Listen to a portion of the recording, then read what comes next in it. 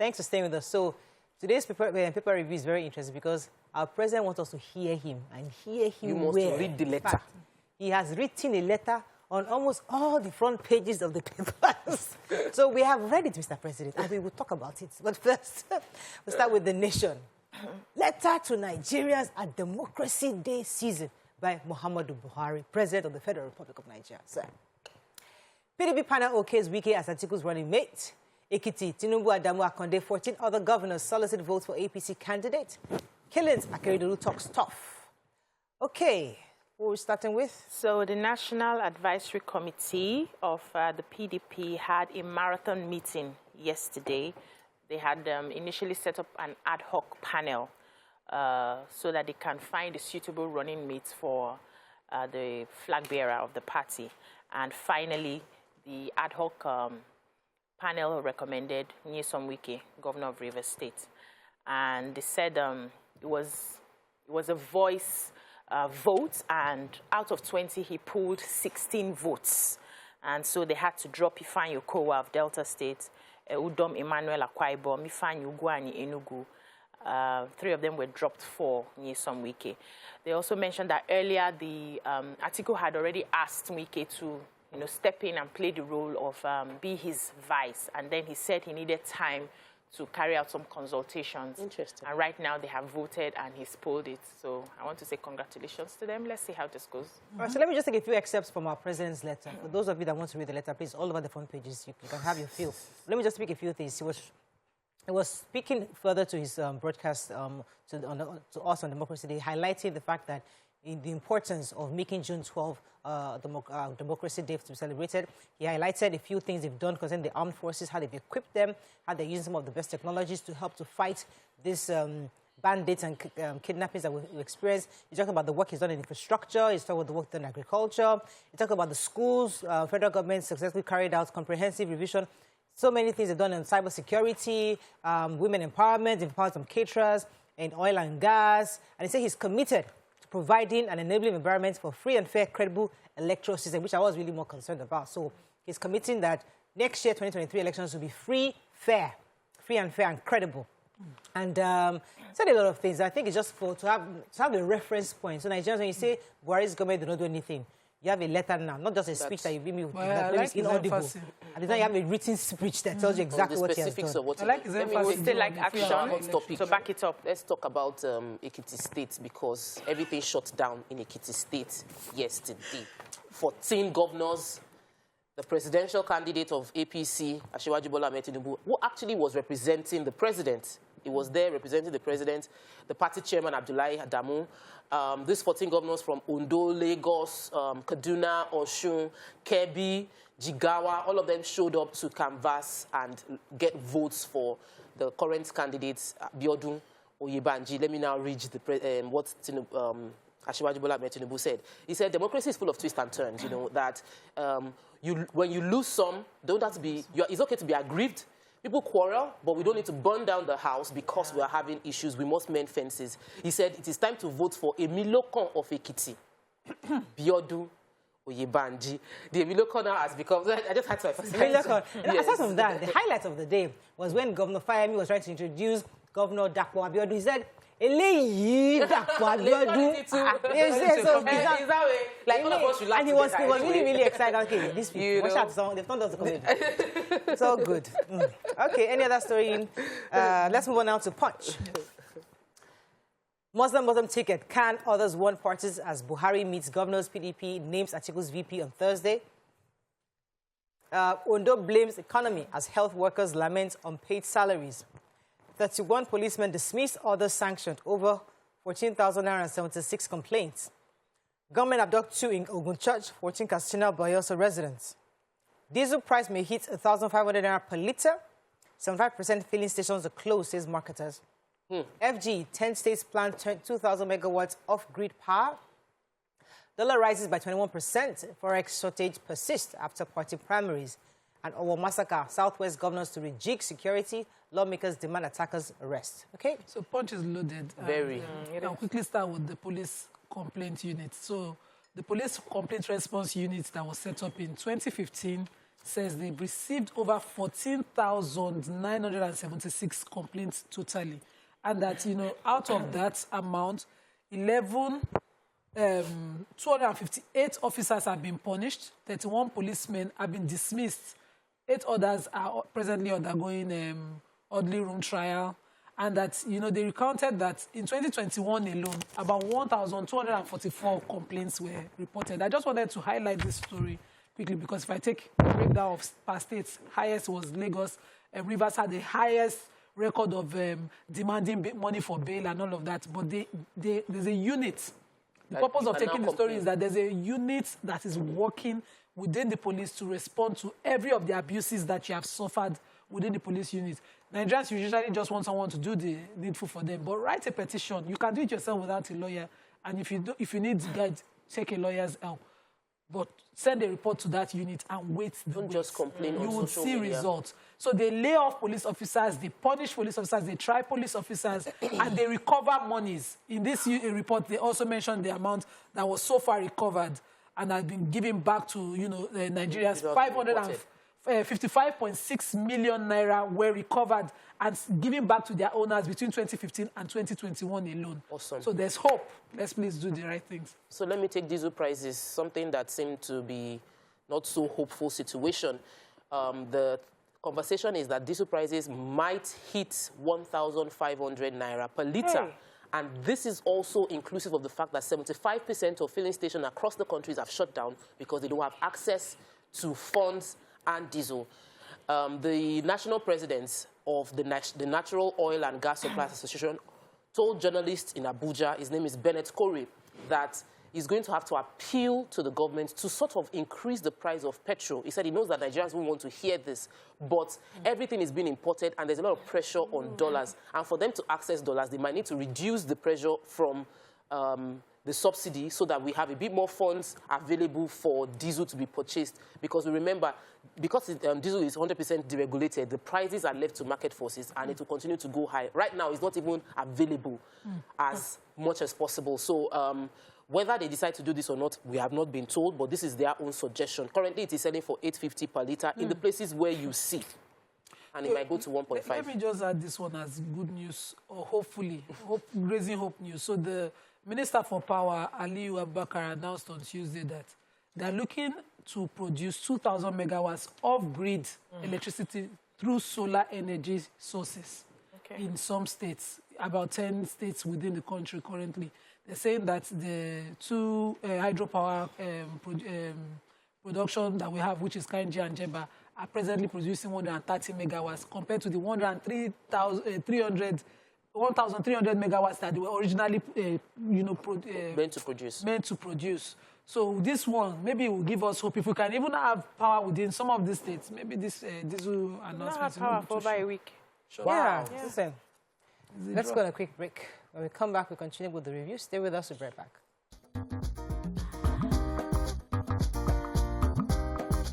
Stay tuned. Your View will be right back. Thanks for staying with us. We're still reviewing points. You had a story, BC? Yes, so a man identified as Kayode has committed suicide after his neighbor's daughter accused him of raping her twice. Oh my God. So according to the story, they said the father had divorced the mother. He was living with his wife in Ojo, and then the mother had stroke, and so she had to be taken away from the house to Ikorodu for treatment. And then she had to go with the 16-year-old to look after her. But after a while, the 16-year-old decided to come back to their house so that she can resume school. Then there was this neighbor, Kayode, who came to the man, was telling the man that one of the reasons. So after the girl came back to the house, somehow she got tired and decided to go and start staying with the father. But this Kayode neighbor of the mom came to the father to report this girl, saying that she just wants to be free, she wants to live a useless life, that's why she doesn't want to stay in the house anymore. And so they had to send the girl back to her house to continue her education, not knowing that Kayode was planning to rape this girl. And so he raped her twice, seized her phone. At the end of the day, the girl had to plead, I just want to call my mom. When she took the phone, she called the mother's brother, who spoke to the father, go and rescue your daughter, something has happened. And by the time they got there, they found that this girl was raped, so they had to take her to the hospital. The Kayode was missing by the time they got the police, only for them to come back and realize that he had taken insecticide to kill himself. So he committed suicide because of what had happened. And the case is still under investigation. Let me take the Ondo health workers story. This is a really, really sad story. The state's chair of NMA, Nigerian Medical Association, her name is Dr. Stella Adegbeingbe, in an interview with Punch, said that the salary hasn't been paid since February till May. Also, the National Secretary, the National Association of Nigerian Nurses and Midwives, Mr. Aino Oluwasegun, the State Secretary in Ondo State, also complained that it was just 2 weeks ago that their January salary got paid. And that the number of nurses have reduced, and that the wind they are hearing is that it's even going to get worse, that the ability, we won't have nurses. He says some doctors that did not even plan to relocate before are now writing exams to relocate because their salaries are not being paid. That if you look at the number before salary, the change is huge. If the situation does not improve, there will be no health worker within Ondo State. In response to this, the State's Health Commissioner, Dr. Banji Ajaka, said he attributed the development to present economic situation of the country. I don't understand. It just does not. I cannot relate with this. Health workers cannot afford to be owed salary for months. How do they live? This is an essential duty. It must, whatever must be done needs to be done to ensure Ondo State health workers get paid. All right, moving on quickly to Daily Sun. Catholic Church rejects Muslim ticket. Can advises political parties to respect nation's diversity. Nigeria's economy at lowest level, says World Bank. Who's going to take the Catholic Church? Yes, I have that story. So the Catholic Secretariat of Nigeria, CSN, are joining to caution political parties against fielding candidates with a Muslim ticket. They said that it wouldn't have mattered if Nigeria was in a good place. But right now, most of these religious bodies are sensitive to what is happening, and it needs to be shown that there is a plan for a free and fair election and unity, so that you pay attention to every other side that is speaking. I also said that I think during the military era, most of the that political military regime at the time, Murtala Obasanjo, Yar'Adua Babangida, also did not have, they found a way to bring everybody together. It was only this current president during his military regime that still fielded the Muslim ticket. But right now, instead of people just focusing on who has the capacity, people are quite sensitive. People are just watching. They are looking to see, are you sure Nigeria is for us? So it's very important that all political parties do not field that Muslim or Christian tickets. Yeah. Kant actually added to that, and they were very specific, saying that with the crisis of religious fundamentalism and its mainstreaming into policy-making and administrative actions in Nigeria, anything short of a Christian, Muslim, or Muslim-Christian ticket is be as an undisguised effort to nurture religious conflicts and destabilize the country. Darren added and quoted what happened recently in Owo. Recent weaponization that is right now, it will come across, it says, we agree that we shouldn't focus on religion. According to El Rufai, I was saying that, listen, let's focus on competence, which makes a whole lot of sense. But let's focus on competence, absolutely. However, the time, the seasons right now is saying that, listen, you must show that diversity. You must show that unity as well. World Bank, you had that story? You didn't have it? Okay, let's move on now to the Nigerian Tribune. Southwest governors raise questions over our attack. Court drug deal. Court jails Abba Kyari's co-defendants 2 years. I thought it was 6 years. MRA rejects government's attempt to regulate social media through the back door. Abducted Anglican bishop wife driver regained freedom. Lawang Gbajabiamila raised concern over losses suffered by National Assembly members during primaries. Ekitiguba, INEC deploys 4 national commissioners and 8 recs. 1 million more Nigerians to join poverty bracket by end of 2022, says World Bank. Articles running mate Wike edges others. Okay, so the Abba Kyari's case, yes, the Federal High Court in Abuja has jailed 2 convicts on a plea bargain arrangement with the NDLEA, Chibuna Umeibe and Emeka Ezenwani, on to a 2-year total sentence in prison. So about 6 years, but to run concurrently, total of 2 years in the plea bargain arrangement. This is why I plead with the court to always exercise their discretion in a way that is deterring enough. But this is a plea bargain arrangement. These 2 suspects had agreed to work with the NDLEA to get a strong case against Abba Kyari and the others. And so they got their judgment quickly. And people are suggesting that this might be what, this can, sort of suggest what will happen at the end of the day to Abba Kyari himself, whose matter continues on July 18th, 19th and 20th. So the media rights agenda on Tuesday called on the government to discontinue its attempt to adopt the Code of Practice for Interactive Computer Service Platforms / Internet Intermediaries.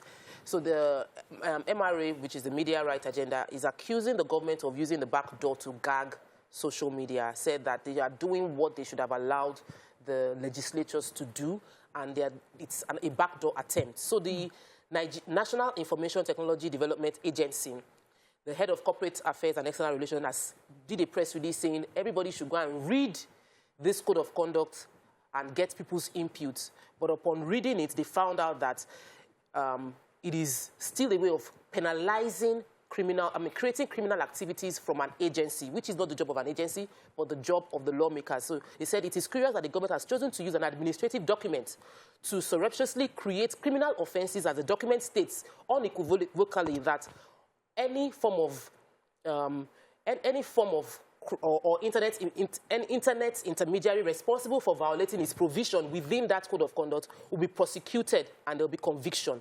So according to them, you cannot create a policy from an agency that would be taken to court. It must be done by the legislature, and we should wait for whatever the legislators will do about this.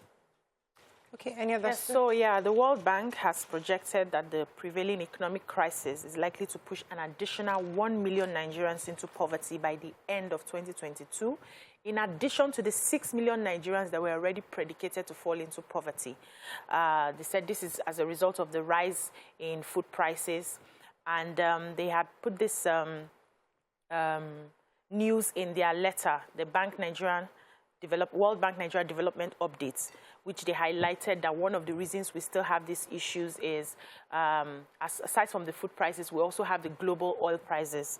And they said, though our situation had improved like 6 months ago, but because of the war, the Ukraine war that started, it sort of affected most of the countries, and everybody's falling back on. And they are also saying that before the Ukraine war, our inflation was like one of the worst in the world. And now that we've gotten this one, Nigeria needs to find a way to create robust programs and developments that will help aid the economy. I think there was a time we took the news where the Minister of Finance was saying that they had tried in other areas to grow the economy, but because everything is not in totality, we, the citizens, are not feeling the impact. So how do you now bring it to a point where we, the citizens, can feel the impact? Okay, moving on quickly now to Vanguard. VP slots PDP committee picks Wike. Tinubu decides, says Imo governor. Burna Boy club guards flee as CSO insists on thorough investigation. OPL 249 deal, UK court rules against federal government in JP Morgan's $1.7 billion case. This government is most corrupt in Nigeria, he says Oyedepo. Play 2, kidnappers demand 50 million ransom for Catholic priest. Why federal government should remove fuel subsidies, says Soludo. And the World Bank forecasts Nigeria's public debts to hit 36% of GDP. Please, who took Soludo's story? Actually took the kidnapping story. Okay. So in Abeokuta, 2 people were reportedly kidnapped. This happened around in Celestial Church of Christ, Oshofa Parish, Wasimi in Ewekuru, local government area of Ogun State. They were in church. Abductors came in and took the assistant shepherd of the parish, Oluwaseun Jose, and a Sunday school teacher who's identified as Daguru Ayobami. The 2 of them were kidnapped around midnight, and they got a phone call within the morning. The shepherd was not in the church at the time, and he confirmed the incident via phone call to Vanguard. And they said that they've asked for a ransom of 50 million naira. And he explained to them that he's just a servant of God. He doesn't have any such money available. Another 8 people were kidnapped in Castina. A demand was made of 60 million naira from the family members to release these 8 people that were abducted.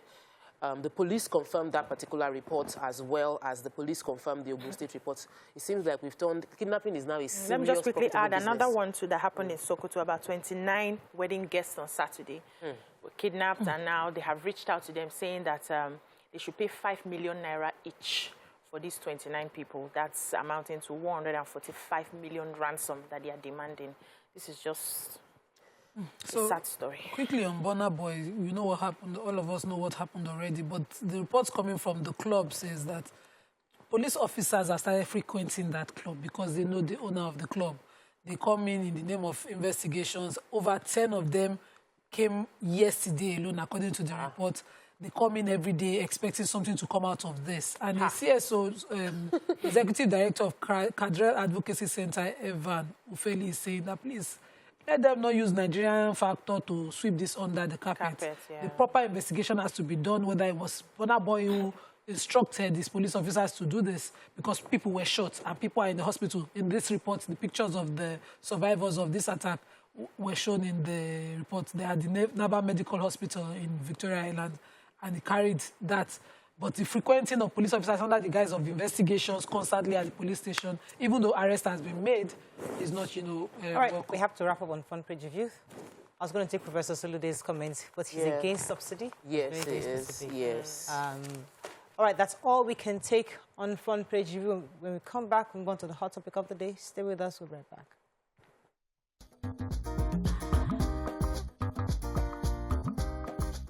Stay tuned. Your view will be right back.